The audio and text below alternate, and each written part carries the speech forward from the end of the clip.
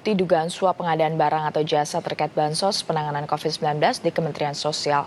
Sejumlah barang bukti yang diperlihatkan oleh KPK adalah uang senilai 14,5 miliar rupiah yang terdiri dari pecahan mata uang rupiah, dolar Amerika, dan pecahan uang dolar Singapura.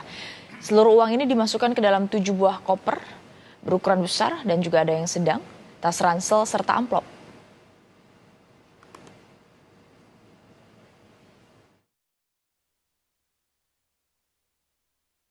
Uang sebelumnya telah disiapkan oleh AIM dan HIS di salah satu apartemen di Jakarta dan di Bandung.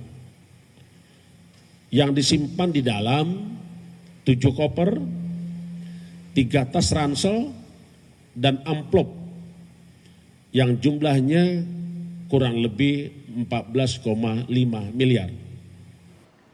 Menurut rencana, Juliari akan menjalani pemeriksaan 1 kali 24 jam untuk menentukan hasil ditahan atau tidak oleh KPK. Sementara satu tersangka lainnya berinisial AW diminta segera menyerahkan diri. Berikut pernyataan juru bicara KPK Ali Fikri kepada Niluh Puspa di program Kompas Pagi tadi. Setelah menyerahkan diri pada sekitar pukul 3 dini hari tadi, Menteri Sosial Juliari Batubara, apa proses selanjutnya ini? Iya Mbak Nilu, tentu setelah tadi menyerahkan sekitar jam 2.50 ya, akan dilakukan pemeriksaan lebih lanjut ya oleh tim penyidik KPK karena yang bersangkutan kan juga sudah ditetapkan sebagai tersangka ya. Nanti berikutnya tentu akan dilakukan upaya paksa penahanan menyusul 3 orang yang sebelumnya telah dilakukan penahanan rutan oleh KPK begitu ya. Mas Ali Fikri, ya. Terkait dengan kasus ini, kemudian aliran dana kemana yang atau siapa saja kemudian, apakah mungkin ada tersangka baru begitu di dalam kasus ini selain 5 tersangka yang sudah ditetapkan? Ya tentu peluang pihak-pihak lain sebagai tersangka itu kan nanti tergantung dari hasil pemeriksaan dan konfirmasi dari bukti dan saksi-saksi yang akan diperiksa oleh KPK ya.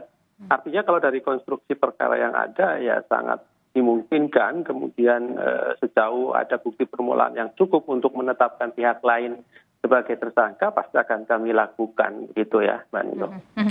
Satu terakhir Mas Ali Fikri, ada 1 orang yang belum menyerahkan diri, AW begitu, kapan batas akhir dia harus kooperatif menyerahkan diri atau dijemput paksa oleh KPK? Iya tentu untuk batasan waktu sebenarnya tidak ada, tapi yang pertama kami masih berharap dan mengingatkan kepada yang bersangkutan untuk segera kooperatif menyerahkan diri menghadap pada penyidik KPK ya untuk dilakukan proses-proses selanjutnya karena tentu kami sudah memiliki bukti permulaan yang cukup untuk menetapkan yang bersangkutan atau AW ini sebagai tersangka ya. Kalau kemudian tidak dilakukan segera menghadap penyidik, tentu KPK akan melakukan langkah-langkah berikutnya yang sesuai dengan hukum acara ya, apakah itu kemudian penangkapan dan lain-lain gitu. Namun tetap kami masih menunggu ya yang bersangkutan untuk kooperatif menyerahkan diri ke penyidik KPK. Assalamualaikum warahmatullahi wabarakatuh. Baiklah, nama saya Ibnu Zaki Maulana, NPM 201112111184 dari Fakultas Hukum. Menurut saya tentang video tersebut sangatlah mengecewakan sekali dan sangatlah disayangkan sekali pejabat negara melakukan hal tersebut. Di masa-masa sulit yang melanda negeri kita ini bahkan dunia, harusnya hal tersebut tidak terjadi. Indonesia sekarang ini sedang di krisis ekonomi, bukannya memanfaatkan dana yang ada untuk distribusikan kepada masyarakat, malah dimakan atau dipakai untuk memperkayakan diri. Pendapat saya tentang kasus korupsi bansos COVID-19, saya sangat setuju bahwa korupsi harus diproses sesuai hukum yang berlaku di Indonesia. Assalamualaikum warahmatullahi wabarakatuh. Perkenalkan, nama saya Muhammad Valen, NPM 2010012111181, jurusan Ilmu Hukum. Jadi, saya sangat kecewa sekali apa yang dilakukan oleh Menteri Sosial tersebut.